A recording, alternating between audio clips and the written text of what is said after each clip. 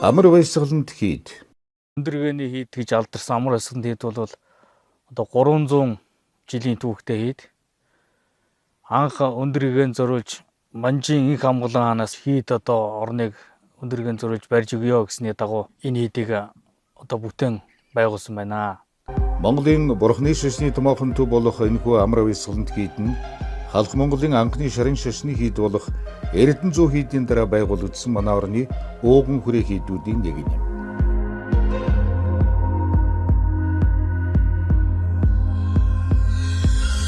Амар баясгаланд хийдийг инх амгалан хааны зарилгаар эхлүүлж түүний ачхуу найралт хааны үед дуусгасан байдаг. Одоо Монголын шашны тэргүүнд зориулсан болохоор хийц одоо уран барилгын хувьд бол одоо хамгийн оргил одоо хамгийн сайн гэх юм одоо тэр булганаар нь одоо бүтээсэн байгаа юм. Тэгээд хийдийг барьж дуусаад энэ хийдийн нэрийг одоо амар баясгаланд гэж нэрлэе гэж одоо Манжин хааны зарилэгт одоо энэ хий дотор байгаа түүхийн сүм дотор байгаа уран бичсэнд монголоор нь бичсэнийг бол уншихад тэгж бичсэн байгаа. Амар баясгаланд хийдүүдийг бол Манжин хаанаас өөрөө өгсөн нэр юм байна гэж одоо ойлгогдож байгаа.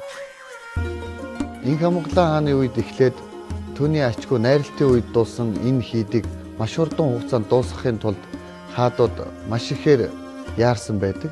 Даамлуудыг барьж дууссан эсхийг асуухад даамлууд дуусаагүй байна гэдэг хариултыг дандаа өгдөг байсан.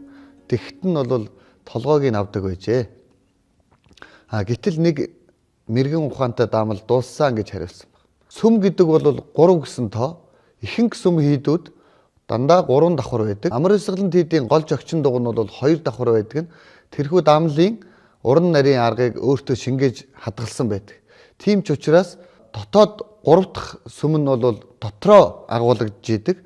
Гол зохичин дугуйн дотор 4 чулуун баг нь байдаг. Чулуун багнаараа холбогдоод хийдийн одоо доогуур гүйсэн 4 чулуун сууг байдаг. 4 тийшээ дээврийн ус гадагшилдаг байсан байна.